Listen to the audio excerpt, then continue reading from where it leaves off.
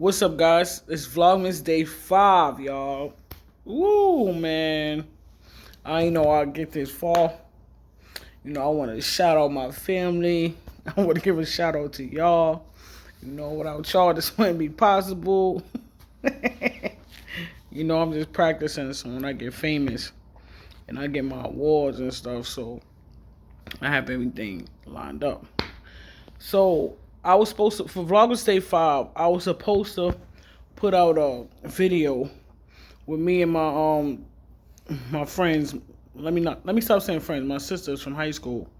We were supposed to do a little game for y'all, but it didn't go as planned. When I was trying to screen record it, it wasn't going.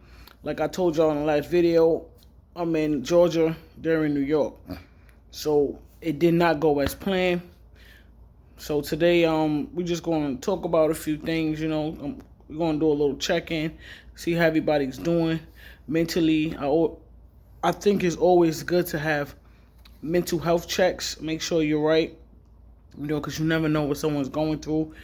They could be smiling, cheering, but inside they're burning, they're breaking down, and they don't know what's next. So that's why I say you always got to be nice and love on people.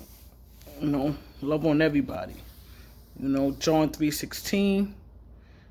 God loved everyone. He gave his only son to us. So we have to love on each other. Even to say hi, how you doing? Somebody a smile could go a long way. I think that's the best thing right there. Just love on everybody. Depression is real. I myself, I've been through a depression before, and I'm so happy that I've gotten through it. A lot of people like myself, I like to handle things alone, and I had to learn that that's not good to handle things alone. That's why you have friends in place. Every friend is not for everything. Once you realize that and know what category each friend goes into, then you'll be good on that, because every friend can't handle everything. So you have to know what friend go for this, one friend go for that. So I kind of battled mines by myself. It was a lot. It was a lot for me because I went through a depression. I started having anxiety and panic attacks. When I say though, when I first had one, I was so scared. My chest felt like it was tightened up. And I was just like, I couldn't breathe, bro. I was laid out on a cold floor. And I was just like, oh my goodness, what's going on? And I kept having them. And as I, start going to church more and, just getting my life back right with God, I started to understand them a little more. And why, I let myself feel. Because before, I didn't let myself feel. It was just whatever, And I had to forgive, certain people, just pray for them and just get on with my life. And that's what happened. So, I remember one time I had this big panic attack. Anxiety attack.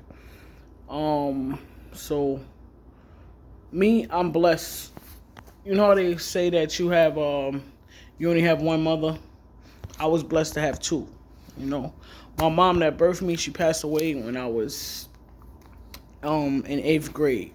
I didn't really know how to feel about that at the time because my mom, my birth mother, she didn't have custody of me, because she was addicted to drugs and so on, So my mom now, which is really my aunt, she always had me since I was little.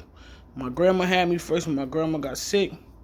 She had bad diabetes, and now, how old was I when I went there?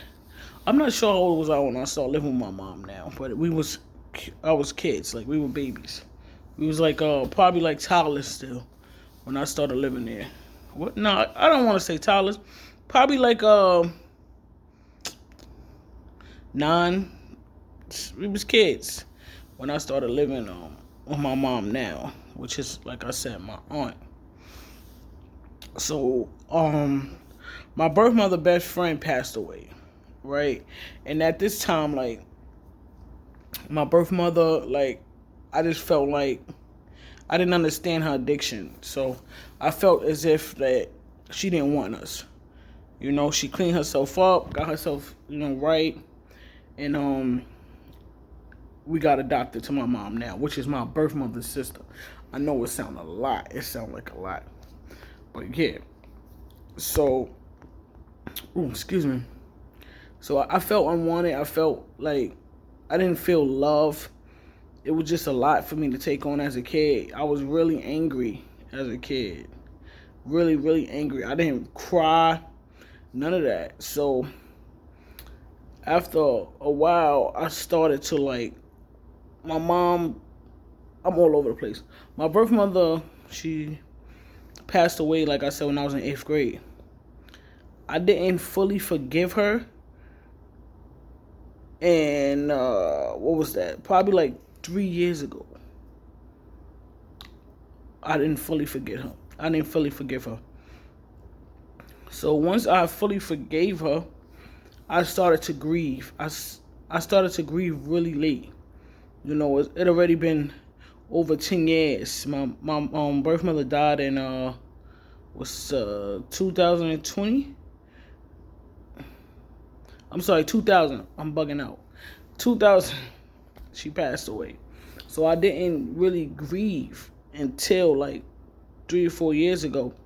And like I said, I started going to church. One of my friends, they were like, "Hey, come to my church," which was Kingdom Church at the time. Pastor Dr. Darius Daniels Church. It was all the way in New Jersey. I told you I live in Brooklyn, New York. So I liked the church. I kept going. I used to travel 2.5 hours just to go to church. Like, a lot of people like, dang, all that. But when I tell you, when you find a church that's for you, you're going to travel for it. It was feeding me. It was really feeding me. I see myself changing. So I just was forgiving her at that time. So First Lady, Pastor Shamika Daniels, which is my pastor's wife, she wrote a book. What is it called? I Rise. And she had like a little conference thing, and everybody came, workbooks and everything. So she had a little thing. I went, we talked. She got my information, and as I'm talking to her, she was like, what's wrong, blah, blah, blah. As I'm talking to her, I'm breaking down, like, I'm crying. And if you know me, like, before, I did not cry. It's rare you would see me cry before. So I'm just crying, and I'm like, oh my goodness. So she checks on me from time to time. She was telling me, like, write a letter to your mother. Read it out loud. And, that will help you. That really did help me, because I kept the letter in my drawer, and at times I used to just read it out loud, randomly. So I forgave her. So, let me get back, because I'm off track. Dang, what I was saying? Oh yeah, my birth mother best friend died. So I started looking at pictures, right? I seen pictures of my birth mother, her best friend, and it was like my birth mother died again. Just seeing the pictures and know she's not there with her best friend. So I had a crazy panic attack. Like, it was my chest tight. I'm balled up in a knot on my bed, rocking back and forth, like, right? And I was just texting my sister, like, one of my sisters. And I'm crying, like, tears just coming down my eyes. Just crying. So my phone calls my sister. I don't know how my phone called my sister, but it calls her, I do know God, he calls my sister. So my sister like, Booker, what's going on, right? She was like, I'm calling mommy, right? So he called my mom. And you know, my mother, she's not used to seeing me like this. Like she's not used to it. Like I'm strong. You know, I'm always got my stuff together. She's not used to seeing me like this. So she's like, "Oh my God, what's going on? You want to come home?" It was so. I can laugh at it now, but it was just so crazy. Like she didn't know, she didn't understand what was going on. She was like, I'm gonna call the ambulance," and I couldn't even talk because I'm still trying to get my breath together, like trying to. And the crazy thing is, my nephew, one of my nephews, Carter, was at my mother's house, and I heard his voice, and he like, you know. So I automatically, like, something in me was like, just got myself together. And I calmed down, like, and it was just crazy. That time was just crazy. That's what I mean. Like, you have to check on people. You know, I haven't had an anxiety attack in a while. Like, I think I know how to control them now. Like, when I feel it coming on, I'll just be like, breathe. I breathe in and out. Count. 1, 2, 3. Like, and I just start praying. And I just pray and pray. And that really helps me with my anxiety attacks. So, like I said, we have to love one another. We have to be there for each other. Support one another. You know. And another thing I need to say, right? I see a lot of people like, hey, people don't check on me, I'm not going to check on them. I don't do that, because you never know what people is going through, why they're not calling and checking up on you. I had a situation like that with one of my best friends, you know. I used to always call her, like, yo, let's go out, blah, blah, blah. And she was like, nope, dubbing my joint. I'm like, yo, what's going on? Why she don't want to hang out? She ain't calling me nothing. I'm like, man, forget her. I ain't kissing nobody behind. You know, I keep calling you and you keep dubbing me. And me not knowing that she's sick. She's fighting. She's fighting to stay alive. And I'm not knowing that until her sister calls me, like, you need to go see your friend. And I'm like, wow. I go to see her, and it's just like, I wanted to just cry, but I couldn't. I couldn't cry. So I just was being myself, cracking jokes, just, you know, just to make her feel better. And when I say I got home, I cried. Like, I cried. I felt so bad.